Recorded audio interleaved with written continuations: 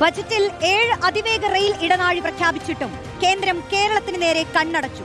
സംസ്ഥാനത്ത് അതിവേഗ പദ്ധതിക്ക് പ്രൊജക്ട് തയ്യാറാക്കാൻ കേന്ദ്രം ആവശ്യപ്പെട്ടെന്ന ഇ ശ്രീധരന്റെ പ്രസ്താവനയിൽ വാനോളം പ്രതീക്ഷയിലായിരുന്നു സംസ്ഥാനം.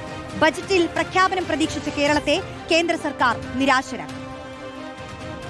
In order to promote environmentally sustainable passenger systems, we will develop 7 high-speed rail corridors between cities as growth connectors, namely Mumbai to Pune, Pune to Hyderabad, Hyderabad to Bengaluru, Hyderabad to Chennai, Chennai to Bengaluru, Delhi to Varanasi, Varanasi to Siliguri.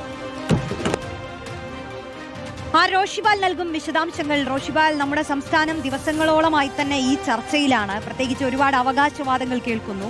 ഈ ശ്രീധരന്റെ വാക്കുകളെ അവസാന നിമിഷവും പ്രതീക്ഷ കൽപ്പിച്ച പലരുമുണ്ട്. പക്ഷെ അതെല്ലാം വെറുതെയായല്ലേ? 7 എണ്ണം പ്രഖ്യാപിച്ചപ്പോഴും അതിൽ കേരളത്തിനൊന്നുമില്ല. അതിലിപ്പോൾ മന്ത്രിമാരടക്കം പലരും പ്രതിഷേധിച്ചുള്ള പ്രതികരണങ്ങൾ വന്നുകൊണ്ടിരിക്കുകയാണ്.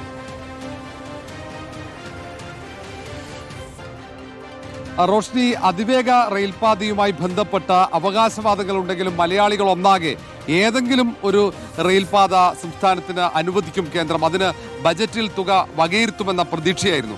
അത് മെട്രോ സീറിന്റെ ആകട്ടെ അല്ലെങ്കിൽ സർക്കാർ പ്രഖ്യാപിച്ച അതിവേഗ റെയിൽ പദ്ധതിയാകട്ടെ, അതിൽ ഒന്നിന് പണം അനുവദിക്കുമെന്നായിരുന്നു കണക്കുകൂട്ടൽ. പക്ഷേ എല്ലാ പ്രതീക്ഷയും തകർത്തുകൊണ്ടാണ് ധനമന്ത്രി നിർമ്മല സീതാരാമന്റെ ബജറ്റ്. അതിൽ 2 അതിവേഗ റെയിൽപാതയ്ക്കും പദ്ധതിയിൽ ഒരു തുക പോലും വകയിരുത്തിയിട്ടില്ല എന്നതാണ് യാഥാർത്ഥ്യം. ബജറ്റിൽ ധനമന്ത്രി ഒരു റെയിൽപാത അത് കാസർഗോഡ് വരെ പ്രഖ്യാപിച്ചു.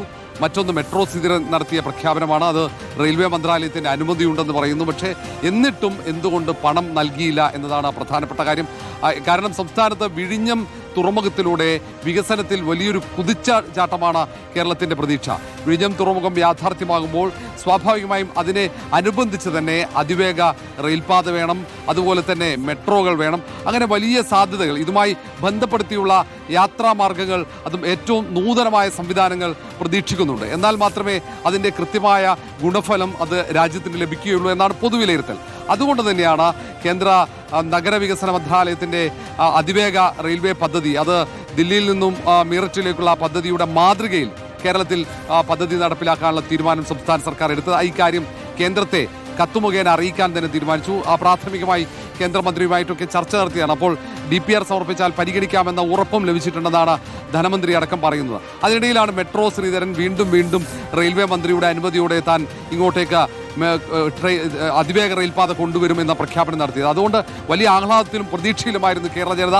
ഇന്ന് ബജറ്റ് അവതരിപ്പിക്കുമ്പോൾ ആ ബജറ്റിൽ ഏറ്റവും പ്രധാനമായും പ്രതീക്ഷിച്ചതും അതിവേഗ റെയിൽപാതയായിരുന്നു. റോഷ്നി, എല്ലാവരും നിരാശയോടെ നിൽക്കുകയാണ്. ഇനി ഏതെങ്കിലും ഘട്ടത്തിൽ കേന്ദ്രം കനിയുമോ എന്ന് മാത്രമേ ആലോചിക്കുന്നുള്ളൂ മലയാളികൾ. റോഷിബാലാണ് വിശദാംശങ്ങൾ നൽകിയത്. അതിവേഗ റെയിൽപാത എന്നുള്ളത് സ്വപ്നമായിരുന്നു, പക്ഷേ അതിൽ നിരാശയായിരുന്നു. സമൂഹ മാധ്യമങ്ങളിലടക്കം ട്രോളുകളും വിമർശനങ്ങളും ഉയരുകയാണ്. കേരളത്തിന് എന്താണ് ലഭിച്ചത്? തേങ്ങയും ആമയുമാണോ എന്നാണ് ചോദിക്കുന്നത്. ജോൺ ബ്രിട്ടാസ് അടക്കം അത്തരമൊരു പ്രതികരണം നടത്തിയിരുന്നു.